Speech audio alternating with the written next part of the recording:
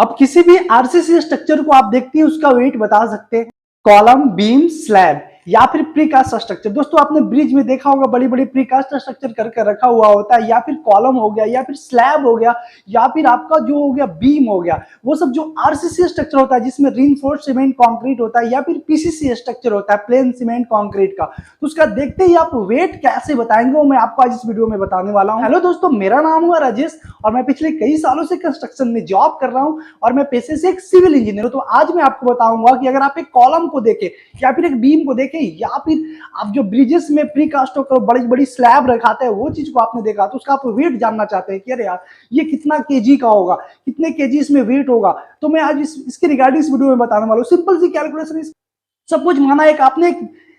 एक कॉलम को देखा, ठीक है, कॉलम को देखा, उसका आपको सिंपली मेजरमेंट पहले कर लेना, दिमाग में रख लेना, मेजरमेंट कर लेना, और सारा मेजरमेंट जो आपको करना है वो सारा मेजरमेंट मीटर में होना चाहिए, ताकि हमारा एक वॉल्यूम बनेगा मीटर क्यूब का। और एक स्टैंडर्ड है जो कि हमारे बुक्स में सिविल इंजीनियरिंग के एक लैंग्वेज में एक स्टैंडर्ड हमारा मेजरमेंट होता क्या है कि अगर 1 मीटर क्यूब अगर कंक्रीट है आरसीसी, तो उसमें आपका जो वेट आएगा वो 2500 केजी आएगा, और अगर पीसीसी है तो उसमें आपका 2400 केजी पर मीटर क्यूब आएगा। तो पीसीसी क्या होता है और आरसीसी क्या होता है? तो PCC means plane cement concrete, जिसको बोलते हैं उसमें simply cement, sand plus stone chip जिसे गिट्टी कहते हैं और प्लस वाटर मिलाकर उसे मिक्स करने के बाद वो हो जाता है आपका प्लेन सीमेंट कंक्रीट। और ये चारों पार्ट में एक चीज ऐड कर दिया जाता है, वो है एक्स्ट्रा स्टील, वो हो जाता है आपका RCC means reinforced cement concrete. 100 KG का डिफरेंट होता है, जैसे कि आरसीसी में जो आपका हो जाता है वो आपका होता है 2500 केजी पर मीटर क्यूब, और पीसीसी में आपका होता है 2400 केजी पर मीटर क्यूब। जैसे लेंथ हो गया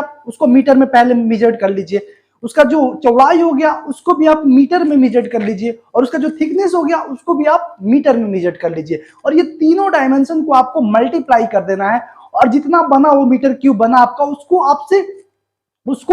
800 से 2500 से मल्टीप्लाई कर देने के बाद आपका वेट निकल कर आ जाता है। तो जैसे कि मैं फिर रिपीट कर देता हूं, अगर आपने कोई भी स्ट्रक्चर देखा, जैसे स्लैब ही आपने देखा, एक छत देखा, छत का पूरा वेट निकालना है आपका, सिर्फ आरसीसी स्लैब का आपको वेट निकालना है, तो उसको कैसे करेंगे आप? पूरी लंबाई को हमने नाप लिया, ठीक है, वो सारा मीटर में मैंने नोट कर लिया, ठीक है, उसके बाद चौड़ाई को नापा और फिर उसको मीटर में नोट कर लिया, उसके बाद थिकनेस उसका नापेंगे, जैसे कि कितना इंच उसमें कंक्रीट की है, 5 इंची। जनरली जो स्लैब का थिकनेस होता है वो 5 इंची 125 mm हमने करना होता है, तो 5 इंची को आपको क्या करना है, मीटर में कन्वर्ट कर लेना है, और मीटर में कन्वर्ट करने के बाद तीनों डायमेंशन को मीटर में करने के बाद उसे मल्टीप्लाई कर देना है, और मल्टीप्लाई करने के बाद जो आपका वैल्यू आया उसको 2500 से मल्टीप्लाई कर देंगे, आपका स्लैब का वेट निकल जाता है। तो सपोज कॉलम का जो हाइट है आपका 3 मीटर हाइट हो गया, ठीक है, उसके बाद आपका जो इसका सपोज माना कि विड्थ जो इसका है आपका हो गया वो 1 मीटर हो गया, और इसका जो थिकनेस है आपका कॉलम का जिसमें जितना आपने डलवाया है वो भी आपका 1 मीटर हो गया, तो 3 इंटू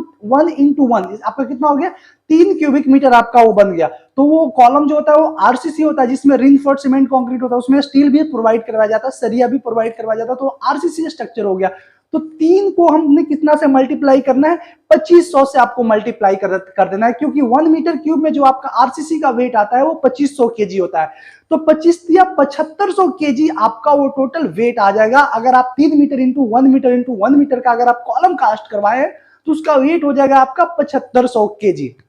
सपोज अगर मैंने माना एक स्लैब है, ठीक है, एक छत है तो छत का जो आपका वो थिकनेस, छत का जो लंबाई है आपका वो 10 मीटर है, ठीक है, उसका जो चौड़ाई है आपका वो 5 मीटर है, ठीक है, तो और उसका जो थिकनेस है वो 5 इंची है, तो 5 इंची को पहले मीटर में कन्वर्ट कर लेंगे, ठीक है, और वो तीनों डायमेंशन को कैलकुलेट करने के बाद जब वो मीटर क्यूब आपका बन जाता है तो उसको आपको 2500 से मल्टीप्लाई कर देना है, वो आपका स्लैब का वेट निकल कर आ जाएगा। फॉर एग्जाम्पल, अगर आपने कोई ब्रिज